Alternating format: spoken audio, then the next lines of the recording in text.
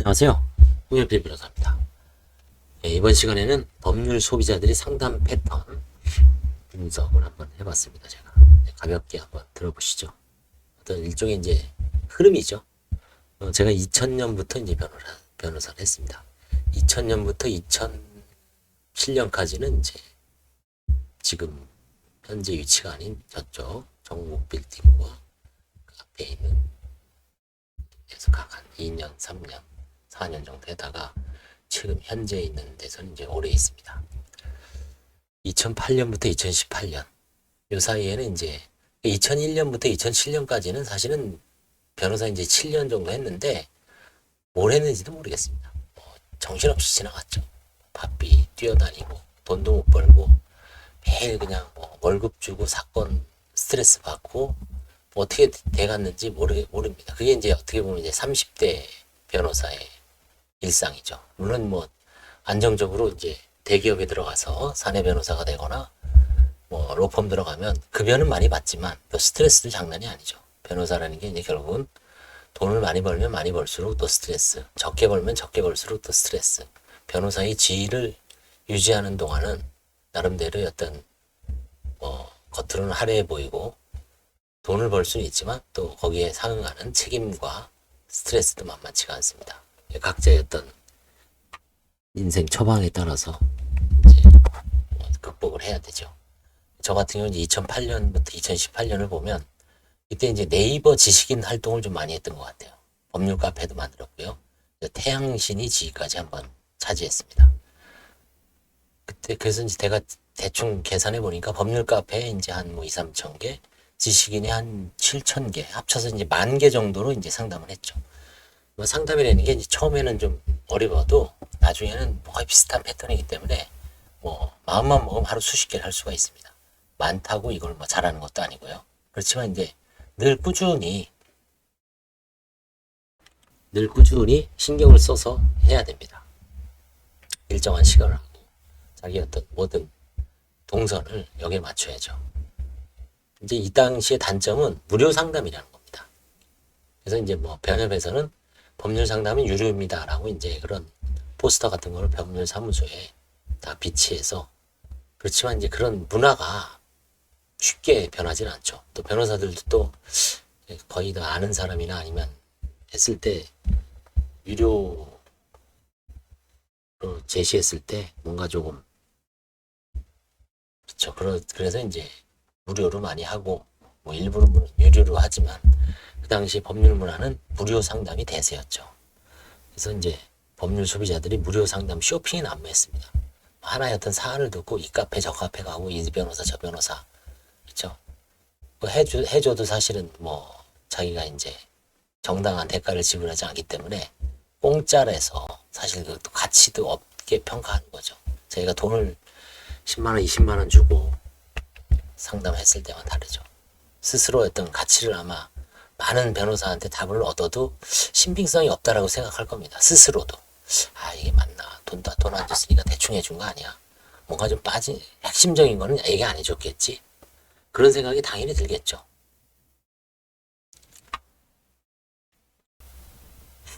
그래서 뭐 그 법률 문화라는 건 변호사가 선도한다 그래서 변하는 것도 아니고요. 같이 변해야죠. 변호사들 변하고.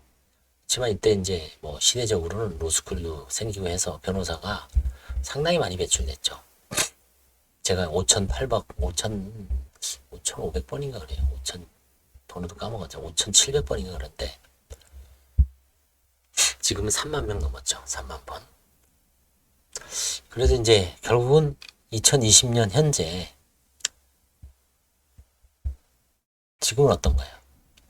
2020년부터는 이제 물론 이제 그 유튜브는 그 전에 생겼습니다만 뭐 선각자들은 그 전에도 했죠. 근데 이제 저 개인적인 얘기입니다. 2020년도 정확하게는 19년도에 이제 유튜브를 만들었고 2020년부터 이제 좀 본격적으로 했죠.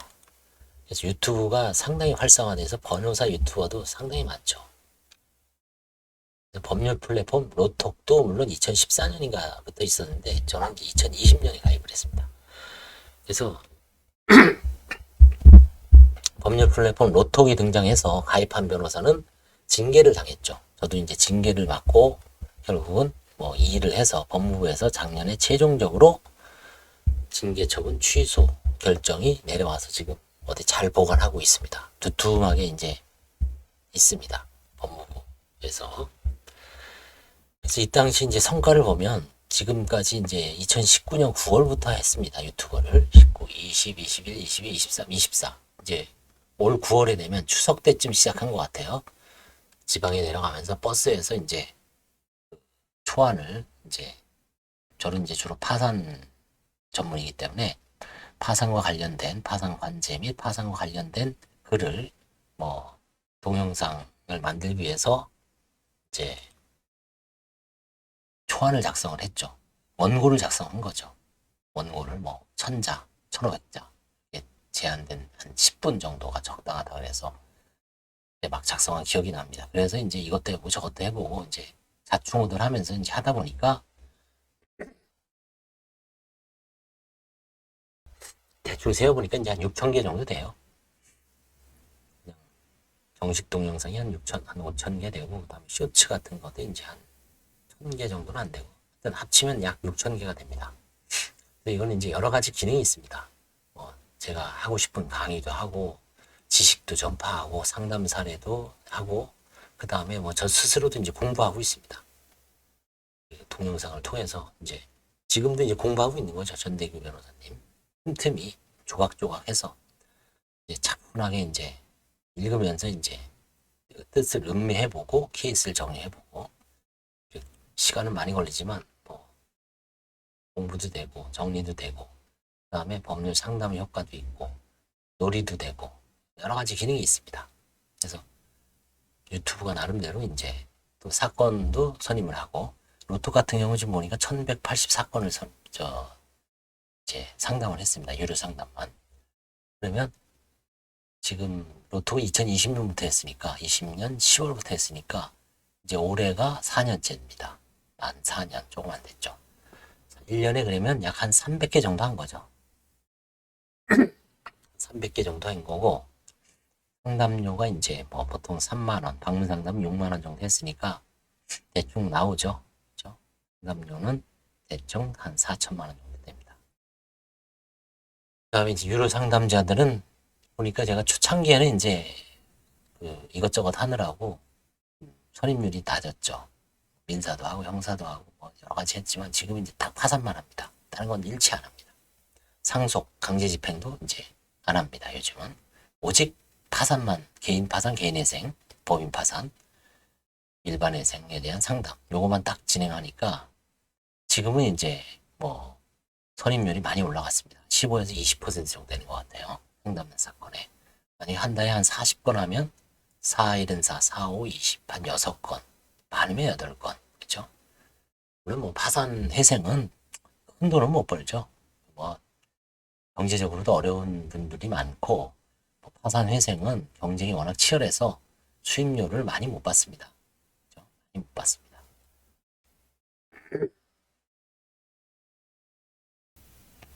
하지만 이제 하나의 어떤 선임 루트로서는 이제 성공을 한 거죠. 이 법률 플랫폼. 유튜브도 마찬가지입니다. 유튜브도 이렇게 보면 상당수의 어떤 사건을 이제 수임하는 어떤 파이프가 되고 있습니다.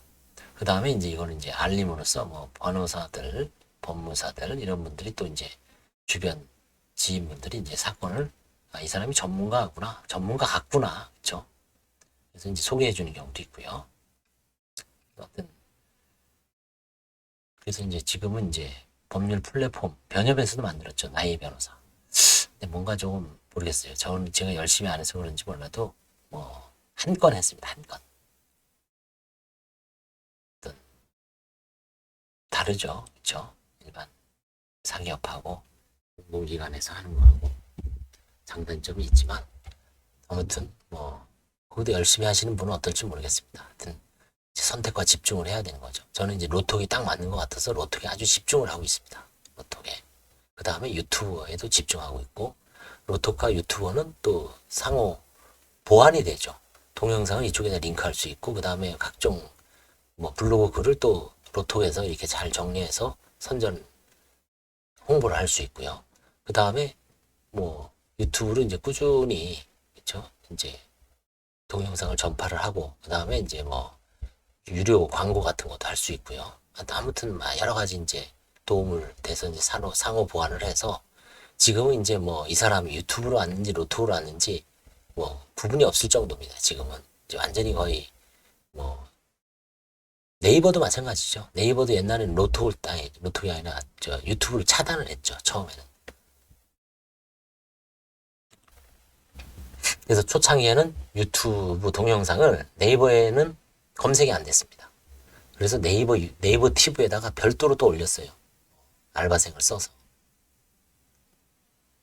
따로 이제 일정한 단위로 뭐 100개 쭉 올리고. 근데 지금은 어느 순간 한 1년, 2년 전부터는 유튜브도 결국은 대세를 이제 느꼈는지 네이버 TV를 뭐 있지만 유튜브가 동영상 검색됩니다. 딱. 그 다음에 이제 여전히 거기에 이제 엑스퍼트라는 플랫폼, 로톡과 비슷한 거죠. 하고 있지만, 뭐 저도 이제 가입은 했지만, 거기는 이제 뭔가 좀 시스템이 좀 안 맞는 것 같아요. 그래서 가끔 있습니다. 가끔 있지만, 이제 뭐 별로 활동을 안 하고, 오직 로톡만 집중을 하고 있습니다. 로톡만 해도 뭐, 그렇죠. 하루 상담이 한두 건씩 오니까. 그리고 이제 뭐 하다 보면 또 선임도 되고, 그 다음에 이제 최근에는 소송론이 등장했습니다. 이 말하면 이제 소송을 할 때 돈을 대주는 거죠. 그래서 성공을 했을 때 그 돈을 이제 원금하고 투자 수익을 회수하는 겁니다. 이게 이제 최근에 법률 플랫폼 로앤굿이라는 데서 이제 해서 이번 주 금요일 날 오후에 웨비나라 그래서 이제 무슨 모임을 하죠. 변호사 50명에 대한 홍보 활동을 해서 저도 가입을 해놨는데 그때 무슨 또 일정이 있어갖고 모르겠습니다. 그냥 나중에 이제 뭐 그 동영상이나 한번 좀 시청해야 될 것 같습니다. 그 다음에 이제 챗 GPT와 법률문화. 챗 GPT도 이제 저도 관심을 갖고 검색을 해봤지만 아직은 완벽하진 건 아니지만 이제 향후에 이제 인공지능 AI 시대에서는 챗 GPT가 법률 비서로서의 어떤 역할, 서면을 쓰거나 초안을 잡거나 기본적인 리서치를 하거나 이런데 도구로서 활용할 수가 있습니다. 전문가가 하는 챗 GPT하고 일반인들, 법률 문외한들이 하는 챗 GPT는 분명히 엄청난 차이가 있을 겁니다. 의사들도 마찬가지죠. AI가 기술이 발달한다고 의사들이 좀 적어질 수는 있지만 일반인들이 뭐 의학적 지식이 없는 상태에서 챗 GPT를 다룰 수가 없죠. 그렇죠? 그래서 이런 3번, 4번은 앞으로의 어떤 이제 경향을 그리고 이제 현재까지는 그래서 지금은 이제 법률 상담은 유료로 정착된 것 같아요. 왜냐면 유료라는 건 일종의 이제 식당에 예약하는 거하고 비슷하거든요. 자기가 이제 나는 오늘 뭘 먹겠다. 그죠? 오늘은 만약에 뭐 어디 저녁에 모임이 있어요. 그럼 스스로 이제 로또에다가 올리는 거죠.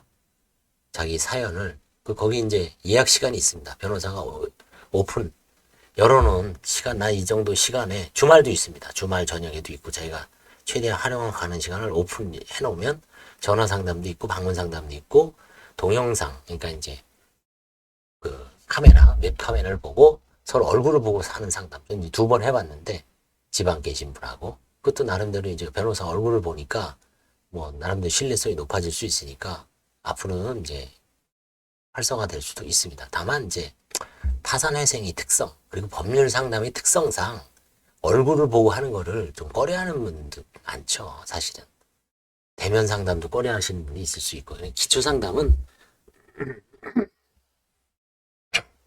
전화로 목소리를 하는 게 아마 대세일 겁니다. 짧게 15분 정도 해서 자기의 어떤 쟁점을 이 변호사 저 변호사 한 서너 명한테 뭐 한 2만 원에서 3만 원 많으면 한 4만 원의 어떤 비용을 지불하고 A 변호사, B 변호사, C 변호사한테 의견을 들어서 그걸 취합을 해서 뭐 수임료라든가 그 사람의 어떤 경력, 단점, 장점 이런 걸 해서 이제 법률 소비자들이 선택을 하는 거죠. 수임료가 뭐 비싸더라도 야, 이 사람은 오히려 좀 뭐 경험이 많아 보인다. 아, 이 사람은 신참이지만 열심히 할 것 같다. 의욕적이고, 그렇죠? 어필을 하면은 사람들에 따라서 모든 한 변호사가 사건을 싹쓸이할 수가 없죠. 그렇죠? 변호사들은 이제 뭐 젊은 사람은 또 무기, 의욕적인 거고, 그 다음에 나이 든 사람은 노련하지만 또 뭔가 좀 게으르죠. 그렇죠? 또 다른 어쏘라든가 직원들한테 상당한 일을 또 맡기는 경향이 있습니다. 장단점이 있는 거죠. 변호사가 모든 걸 다 할 수 없죠. 젊었을 때는 진짜 막 밤을 새워서 주말까지 해서 의뢰인들을 한 10시간 막 붙들고, 그렇죠. 저도 뭐 한 15시간 입회한 적도 있습니다. 아침에 들어가서 저녁 12시에 나온 적도 있습니다. 지금 뭐 성남 무슨 경찰서. 그 당시에는 30대 초반이죠. 엄청 뭐 그냥 몸빼니 없었죠. 열정. 돈은 뭐 얼마 못 받아요. 근데 이거를 내가 나를 찾아준 의뢰인을 위해서, 그쵸? 15시간, 20시간을 아끼지 않고 형사사건에서 경찰에 입회를 해서 사건을 해냈던 기억도 있습니다. 지금도 이제 뭐 하긴 하죠. 다음 주에 이제 입회가 잡혀 있는데, 하긴 하지만 그 열정 자체는 이제 많이 식었죠. 도산도 마찬가지입니다. 이제 경험이나 이런 걸로 이제 풀 수 있는 걸 하는 거죠. 그래서 이제 로또 같은 경우는 지금 이제 이렇게 해보면 이게 이제 젊은 나이 드신 분들은 못하는 것 같아요. 이거를 로또에서 결제하기도 힘들죠. 결제하는 방법도 여러 가지가 있죠. 카드로 할 수도 있고, 그 다음에 쿠폰을 어떻게 사용하는 법도 모르고, 그러다 보니까 주로 이제 젊은 30대, 40대 이하의 자녀들이 자기 어떤 부모님을 효도 차원에서 이제 상담을 예약을 해놓고 부모님이 직접 방문을 하거나 같이 오거나 아니면 전화를 받아서 이제 상담을 하는 방법이 일종의 효도 법률 상담이라고 할 수 있죠. 그래서 이제 로톡도 결국은 젊은이들이 결제를 하고 그 사연은 부모님 사연을 파산 같은 경우 그런 게 많습니다. 젊은 친구들이 뭐 파산 회생하는 경우는 좀 드물죠. 물론 없다고는 할 수는 없지만 주로 이제 파산은 45세, 50세 이상인 분들이 많이 하죠. 회생은 이제 35세에서 한 50세 정도가 대세고, 파산은 50세부터 60세, 70세가 대세죠. 아무래도 이제 뭐 나이라든가 경력이라든가 파탄 정도에 따라서 한번 젊었을 때는 꼬꾸러져도 개인 회생을 통해서 이제 재기할 수 있는 거고, 55세 이상이면 이제 몸도 안 좋고, 그다음에 직장도 변변치 않고, 또 뭐 써주는 데도 없고, 그렇죠? 오랜 동안 어떤 단절, 경력 단절로 인해서 제대로 직업 훈련도 못 받고, 그렇죠? 그러다 보니까 결국은 이제 파산으로 오는 경우가 많죠. 유튜브 같은 경우는 상대적으로 나이 드신 분들이 이제 직접 전화가 오죠. 그렇죠? 그래서 이렇게 이제 인적 구성을 보면 그 통계가 나오는 걸 보면 45세, 여기 이제 주로 45세, 35세, 25세로 구분하더라고요. 그게 맞는 것 같아요. 오히려 딱 직관적이죠. 15세에서 25세, 25세 이상부터 이제 경제활동 많이 하죠. 10 단위로 끊으면 좀 뭔가 조금 오차가 많이 납니다. 그래서 이 유튜브에서 그 나름대로 경제활동을 기준으로 그렇게 짠 것 같아요. 15세에서 25세는 뭐 거의 없죠. 25세에서 35세, 35세, 45세, 45세, 55세. 그 5년 단위. 그렇게 해서 이제 중간을 잘라서 10년을 하는 게 훨씬 더 통계적으로는 유의미한 것 같습니다. 그래서 이제 유튜브는 45세 이상이 거의 한 60%, 70% 차지합니다. 구독자분도, 물론 젊은 분도 있겠지만, 뭐 정보 수집을 위해서 유튜브하고 이제 로톡의 시대다. 뭐 로톡은 어떤 특정 업체를 말하는 거기 때문에 뭐 이제 플랫폼의 시대라고 할 수 있죠. 법률 플랫폼. 모든 게 이제 플랫폼이 지배하는 사회가 맞습니다. 법률뿐만 아니라 다른 데는 더 심하죠. 그렇죠?